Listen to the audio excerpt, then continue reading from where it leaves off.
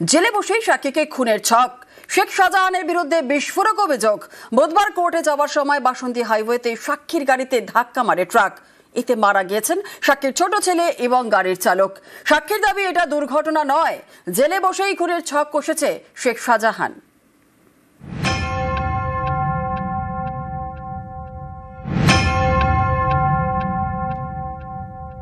শাহজাহান শেখের যে ঘটনা ছিল না, সিবিআই মামলায় হেনাতেনা, ইডিকে মারধর, ওর যে কার্যকলাপ, ও সাক্ষী ছিল আমার বাবা ভোলা ঘোষ। ও কোর্টে আজকে ডেট ছিল, আসছিল, সেই গাড়িকে চক্রান্ত করে মেরে দিয়েছে। শাহজাহান শেখেরই কথায় এখন ওই এলাকায় মুসলিম শেখ আর সবিতা রায় সম্পূর্ণ ইচ্ছা এর আগে থেকেও বিভিন্নভাবে হুমকি দিয়েছিল মারার জন্য। সন্দেশখালীর এক সময়ের বেতাজ বাদশাহ শেখ শাহজাহান এখন জেলে। তার বিরুদ্ধে চলা একাধিক মামলার অন্যতম সাক্ষী ভোলানাথ ঘোষের গাড়িতে বুধবার ধাক্কা মারে ট্রাক। তাতে মৃত্যু হয়েছে ভোলানাথের ছোট ছেলে এবং গাড়ির চালকের।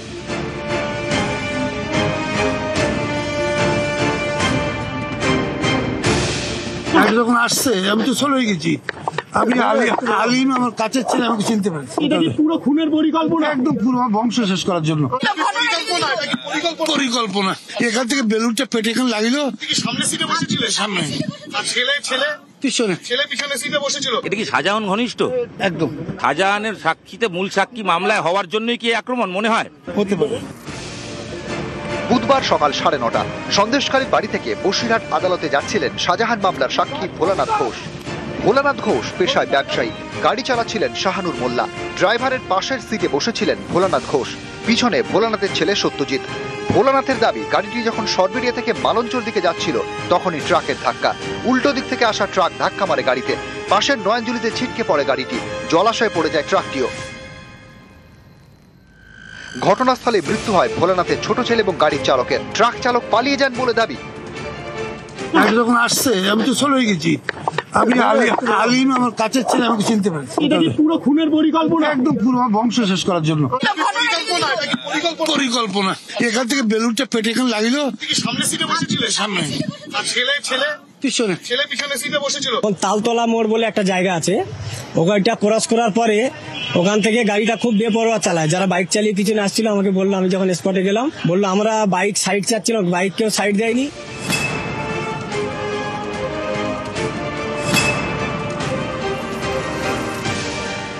ভোলানাথ ঘোষ শেখ শাহজাহানের এক সময়ের সাকরেদ, শাহজাহানের নানা কর্মকাণ্ডের অন্যতম বড় সাক্ষী। তার গাড়িতেই এদিন ট্রাকের ধাক্কা। ও কোর্টে আজকে ডেট ছিল, আসছিল, সেই গাড়িকে চক্রান্ত করে মেরে দিয়েছে। শাহজাহান শেখেরই কথায় এখন ওই এলাকায় মুসলিম শেখ আর সবিতা রায় ওই লরিটা কিছু দূর আগে থেকে ওয়াচ করছিল যে গাড়ি এরম টাইমে আসতে পারে, কোর্টের উদ্দেশ্যে যেতে পারে। সেই উদ্দেশ্য করে সেই সময় ওরা গাড়িটাকে দিয়ে অ্যাটাক করেছে। এর আগে থেকেও বিভিন্নভাবে হুমকি দিয়েছিল মারার জন্য। ওখানে একটাই রাজ চলে, শাহজাহান শেখ। নিউজ 18 বাংলা। শাহজাহান মামলায় সাক্ষীর গাড়িতে ট্রাকের ধাক্কা। 24 ঘন্টার মধ্যে সেখান থেকে সরে গেল গার্ডরেল, ঘটনাস্থল থেকে সরে গেল গার্ডরেল এবং গতকালই দুর্ঘটনাস্থলে ঘিরে দিয়েছিল পুলিশ। গতকাল মাঝ রাস্তা পর্যন্ত গার্ডরেল দেওয়া ছিল, কিন্তু আজ সকালে রাস্তার ধারে সেখান থেকে সরিয়ে দেওয়া হয়েছে গার্ডরেল। তাহলে কি তদন্ত শেষ এবং নমুনাও কি ঘটনাস্থল থেকে নমুনা সংগ্রহ কি শেষ হয়ে গেছে? আমরা জানবো। আমাদের সঙ্গে রয়েছেন আমাদের প্রতিনিধি অনুপম, সরাসরি চলে যাব অনুপমের কাছে। অনুপম, গার্ডরেল সরিয়ে দেওয়া মানে তাহলে কি তদন্ত শেষ বা নমুনা সংগ্রহ প্রক্রিয়াও কি শেষ হয়ে গিয়েছে? কি জানা যাচ্ছে?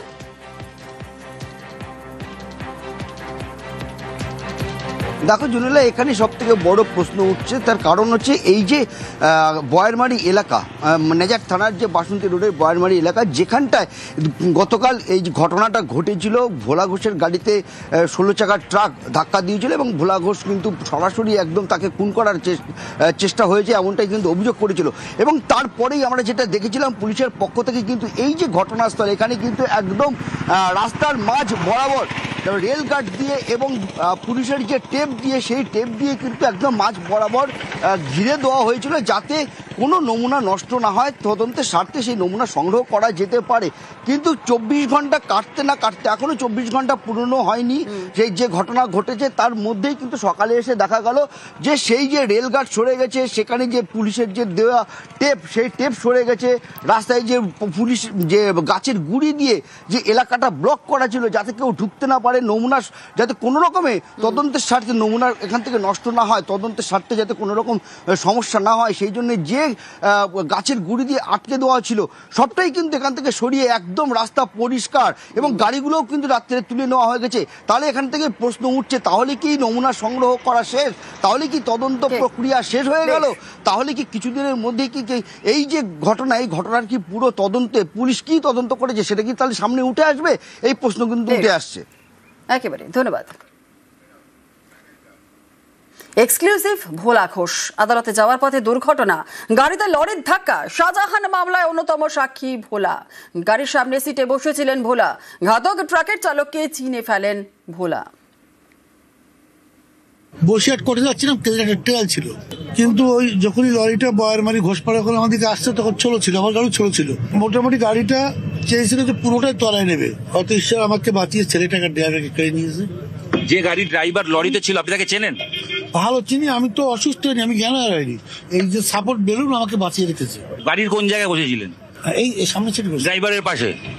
তারপরে লরিটা যখন এসে মারলো তখন এটা এসে আমার বুকে লাগলো, লেগে ফেটে গেল এয়ারব্যাগটা।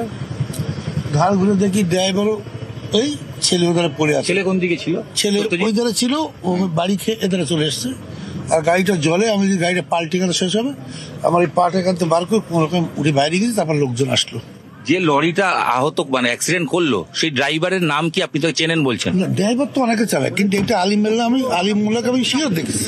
এটা কি মনে হয়, ঘটনাটা কি দুর্ঘটনা? আমাকে মারতে এসেছিল, আমাকে মার্ডার করতে এসেছিল। কেন এসেছিল? ও অনেক সমস্যা আছে, ব্যবসায়ী বা বিভিন্ন কিছু। এটা কি শাহজাহান ঘনিষ্ঠ? একদম। শাহজাহানের সাক্ষীতে মূল সাক্ষী মামলায় হওয়ার জন্যই কি আক্রমণ মনে হয়? হতে পারে। জেলে বসে সাক্ষীকে খুনের ষড়যন্ত্র, শাহজাহান ঘনিষ্ঠ মোসলেম শেখ ও সবিতা রায়ের বিরুদ্ধে সরব ভোলা ঘোষের বড় ছেলে। আগেও নাকি খুনের হুমকি দেওয়ার অভিযোগ উঠছে, অভিযোগ অস্বীকার সবিতা ও মোসলেমের। ওরা যেটা বলছে সম্পূর্ণ তো ভিত্তিহীন। আমি একটা মহিলা, আমি কি করে গাড়ি অ্যাক্সিডেন্ট, একটা মর্মান্তিক ঘটনাটা বেদনাদায়ক। আমি দুবার গেছিলাম তার বাড়িতে, আমি আজকে অফিসেও যাইনি এটার জন্য। সত্যিকার খুব খারাপ লাগছে এটা শুনে। কিন্তু যেটা বলছে অভিযোগ করছে এটা পুরো ভিত্তিহীন। আমি এর বিরুদ্ধে কোনো কিছু বলবো না। ওরা তদন্ত আছে, পুলিশ প্রশাসন আছে, সবাই আছে, তদন্ত করুক, তদন্ত যদি হয়। এটা ওরা পরিকল্পনা, ওরা এইসব কি সব বলছে আমি কিছু বুঝতে পারছি। এটা মিথ্যে কথা, একদম মিথ্যে কথা, একদম সম্পূর্ণ মিথ্যে কথা। আর ওসব কাজ করার লোক আমরা না। ট্রাফিক আইন ভাঙার একাধিক কেস রয়েছে, তবুও গাড়ির গতি কমেনি। বুধবার 7 সকালে রেস কোর্সের কাছে বেপরোয়া ফেরারি, প্রথমে পরপর ল্যাম্পপোস্টে ধাক্কা, তারপরে সাফাই কর্মীকে ধাক্কা মেরে উল্টে যায় গাড়িটি, আহত 3।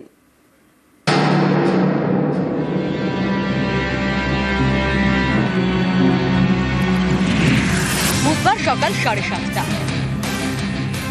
কলকাতায় দুর্ঘটনা, বেপরোয়া বিলাসবহুল গাড়ি ফেরারি। রেসকোর্সের কাছে হসপিটাল রোড, এই রাস্তায় দ্রুত গতিতে ধেয়ে আসে ফেরারি, পরপর দুটি ল্যাম্পপোস্টে ধাক্কা মারে একটি গাছে। এরপরে পূর্ত দপ্তরের এক মহিলা সাফাই কর্মীকে ধাক্কা মেরে উল্টে যায়। দাদি এই রাস্তার এখান দিয়ে আসতে এলো ঝাড়ু মেরে ওখান থেকে গাড়িটা ওই দিক দিয়ে সোজা করে এসে পুরো উইড়ে দিয়ে। হ্যাঁ, অনেক গতি ছিল। পা বলতে ডাক্তার বলতে দেখে বলে বাদ যাবে 2টা পা। দুর্ঘটনায় আহত গাড়ির চালক এবং তার ছেলে। আলিপুরের বাসিন্দা অমরিক সিং, পেশায় গাড়ি ব্যবসায়ী। কয়েক কোটির ফেরারি তিনিই চালাচ্ছিলেন, ছেলের সঙ্গে যাচ্ছিলেন মর্নিং ওয়াক করতে। তার আগেই দুর্ঘটনা।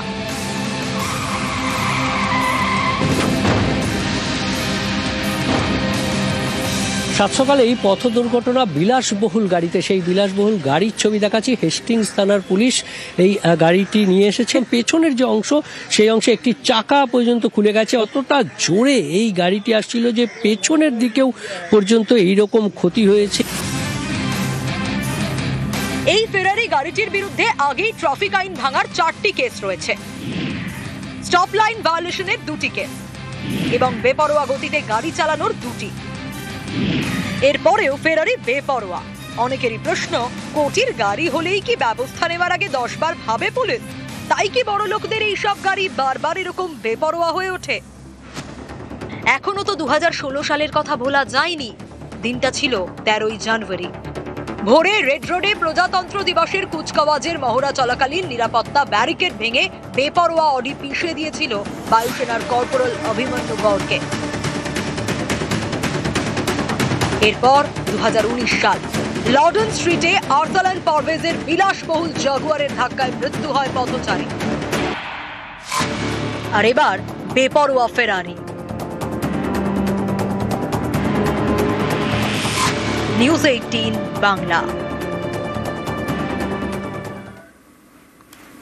আসছি পরবর্তী খবরে। একই সঙ্গে বালিগঞ্জ ও রাসবিহারীর ভোটার একই দিনে 2 জায়গায় এসআইআর ফর্ম জমার চেষ্টা, আর ফর্ম জমা নিতে অস্বীকার করায় বিএলওকে হেনস্থা।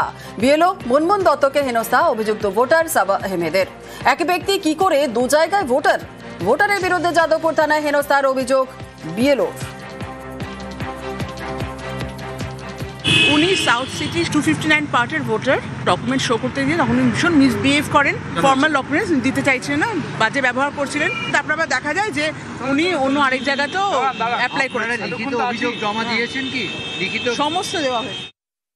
একই দিনে 2 জায়গায় ফর্ম ফিল আপ করা হয়েছে, একটা 161 বালিগঞ্জ আর একটা রাসবিহারী।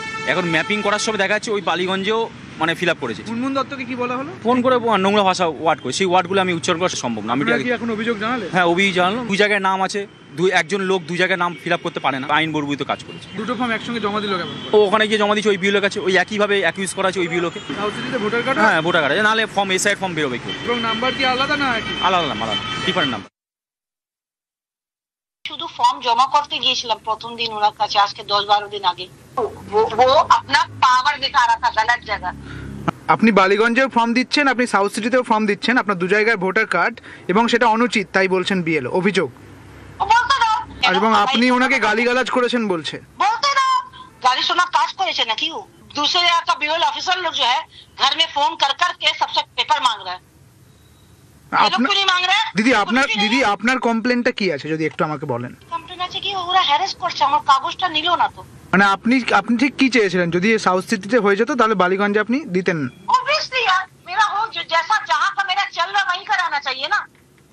जहां का चल रहा मेरा चलता रहता है। अभी भी हमको मन में सोचा कि जो नहीं करा छोड़ो, बनवा लेते, बाद में एड्रेस चेंज कर देंगे।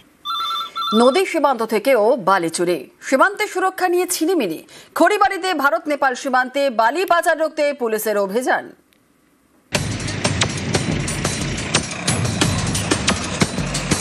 ফের খড়িবাড়িতে বালি চুরির অভিযোগ, পুলিশের ধরপাকড়ে জালে বালি পাচারকারী।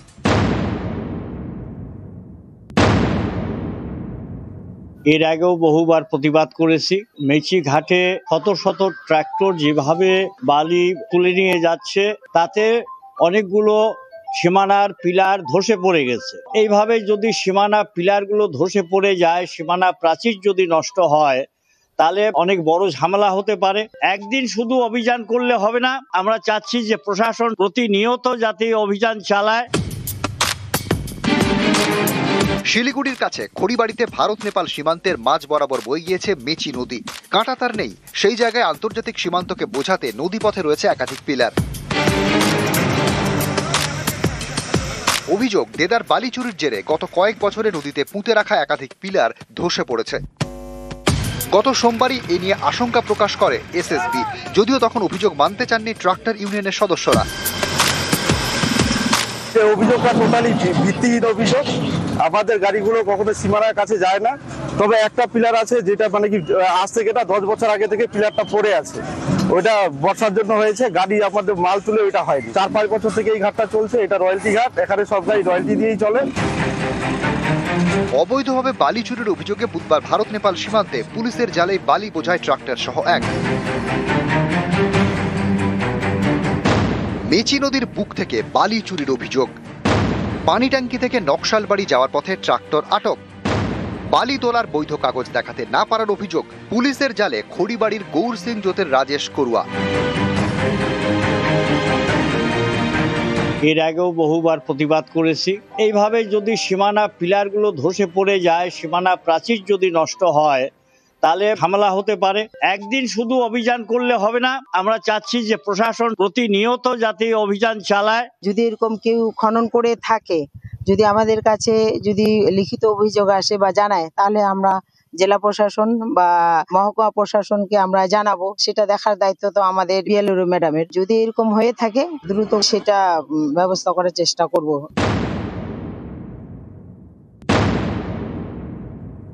শাসক দলের অবশ্যই এটাতে হাত আছে, নাহলে যে পরিমাণ খনন হওয়া দরকার তার থেকে ডবল হচ্ছে। 350 টাকার জিনিসকে 1900-2100 টাকা দিয়ে রয়্যালটি নেওয়া হচ্ছে। বিজেপিদের কাজ হচ্ছে সমালোচনা এবং নিন্দা করা, তাছাড়া অন্য কাজ করে না। সীমান্ত যে দায়িত্ব সেটা এসএসবি সশস্ত্র সীমা বলের আন্ডারে আছে। তৃণমূলকে কালিমা লিপ্ত করার আগে ওনারা যদি এসএসবির সাথে বসে, যেহেতু একটা ইন্টারন্যাশনাল ম্যাটার আছে, বিষয়টাকে খুব গুরুত্ব সহকারে দেখা উচিত। খড়িবাড়ি থেকে বিশ্বজিৎ মিশ্র, নিউজ 18 বাংলা।